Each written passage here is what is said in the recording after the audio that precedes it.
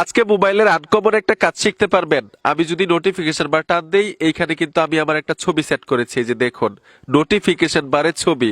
আপনি আপনার নোটিফিকেশন বার টান দিয়ে দেখুন, 1000 বার যদি ট্রাই করেন নোটিফিকেশন বারে ছবি সেট করতে পারবেন না। আমি যেভাবে সেট করলাম, এখানে কিন্তু শুধু আমার ছবি সেট করেছি এরকম না, চাইলে কিন্তু আপনার নিজের ছবিও সেট করতে পারবেন, আপনার প্রিয় মানুষটার ছবিও সেট করতে পারবেন নোটিফিকেশন বারে।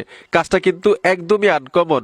ইন্টারেস্টিং কাজটা আমি কিভাবে করলাম, আপনি কিভাবে নোটিফিকেশন বারে প্রিয় ছবি অথবা নিজের ছবি সেট করবেন, ছোট্ট একটা ভিডিও থেকে শিখতে পারবেন। ভিডিওটা কন্টিনিউ করুন। আমি ভিডিওর মূল কাজে চলে আসলাম। এই যে দেখুন, নোটিফিকেশন বার থেকে কিন্তু আমি ছবি কেটে দিলাম। সহজে সেট করে দেখাবো যাতে সবাই পারেন। এর জন্য আপনার স্মার্টফোনে ছোট্ট একটা অ্যাপ্লিকেশন লাগবে। সোজা গুগল ক্রোমে চলে আসবেন, সবচাইতে বেস্ট।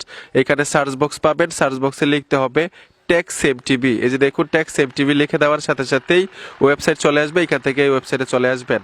আসার সাথে সাথে এখানে সার্চ বক্স পাবেন, সার্চ বক্সে অ্যান্ড্রয়েড 12 লিখে দিবেন। এই যে দেখুন, আমি অ্যান্ড্রয়েড 12 লিখে দিলাম। লিখে দেওয়ার সাথে সাথে কিন্তু এই পোস্ট চলে আসবে। পোস্টের উপরে টাচ করে দিবেন। টাচ করে দেওয়ার সাথে সাথে একদম নিচে চলে আসবেন। কয়েক সেকেন্ড অপেক্ষা করতে হবে অ্যাপ্লিকেশনটা আপনি পাওয়ার জন্য। একদম নিচে চলে আসবেন। এইখান থেকে কিন্তু অ্যাপ্লিকেশনটা খুব সহজেই ফোন ইনস্টল করতে পারবেন। তো আমি অলরেডি ইনস্টল করে রেখেছি। কিভাবে কাজগুলো করতে হয় সহজে দেখাচ্ছি। অ্যাপ্লিকেশনটাতে টাচ করে দেওয়ার সাথে সাথে ঠিক এরকম একটা ইন্টারফেসে নিয়ে আসবে। এইখান থেকে আপনারা পারমিশন গুলো দিতে হবে। জাস্ট প্রথম পারমিশনটা আমি দিয়ে অ্যালাউ করে দিলাম। এখন দ্বিতীয় পারমিশনে টাচ করে দিবেন। এখানে দেখুন ওয়ান শেড অ্যাপ্লিকেশনের আমি এখান থেকে পারমিশন দিয়ে দিব।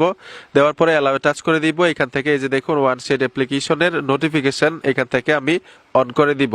অন করে দেওয়ার সাথে সাথে এই যে দেখুন, ওয়ান শেড অ্যাপ্লিকেশনের মানে পারমিশনটা দিতে হবে। এই যে দেখুন, নোটিফিকেশন পারমিশন অ্যাক্সেস আমি অ্যালাউ টাচ করে দিলাম। টাচ করে দেওয়ার সাথে সাথে এখানে দেখুন, এই অপশনটাতে ক্লোজে টাচ করে দিবেন। এইখানে আপনারা পাবেন কালার্স, এইখানে টাচ করতে হবে। ট্যাপ দেওয়ার সাথে সাথে এইখানে দেখুন কাস্টম ব্যাকগ্রাউন্ড ইমেজ, এইখানে টাচ করে সিলেক্টে টাচ করে দিবেন। এখন এইখান থেকে আপনি গ্যালারি সিলেক্ট করে দিবেন। যেই ছবিটা আপনি সেট করতে চান ছবিটার উপরে টাচ করে অ্যালাউ ট্যাপ দিবেন। এইখান থেকে আপনি ক্রপ করতে পারেন। এই যে দেখুন, আমি ক্রপ করে দিলাম। ক্রপ করার সাথে সাথে এখানে দেখুন সিলেক্ট লেখা আছে, সিলেক্টে টাচ করে দিবেন। এখন যদি আপনি নোটিফিকেশন বারের আইকনগুলো চেঞ্জ করতে চান, এখানে দেখুন ব্যাকগ্রাউন্ড কালার, এখানে লেখা আছে ব্যাকগ্রাউন্ড কালারে ট্যাপ দিবেন। এখান থেকে যে কোনো কালার করতে পারেন। এই যে দেখুন, আমি এই কালার করে দিব। করে দেওয়ার সাথে সাথেই কিন্তু অলরেডি সম্পূর্ণ কাজ শেষ। এখন ব্যাক চলে আসবে। যে দেখুন, এখন যদি নোটিফিকেশন বার টান দেই ছবি দেখাবে। ঠিক আছে, অলরেডি কিন্তু খুব সহজে আমি সেট করতে পেরেছি। এখন আপনি যদি চান আগের মতোই করবেন, তাহলে আপনার ফোন থেকে অ্যাপ্লিকেশনটা ডিলিট করে দিলেই হবে। যে দেখুন, ওয়ান শেড যে অ্যাপ্লিকেশনটা আছে অ্যাপ্লিকেশনটা আপনার ফোন থেকে ডিলিট করে দিবেন, আগের মতো হয়ে যাবে।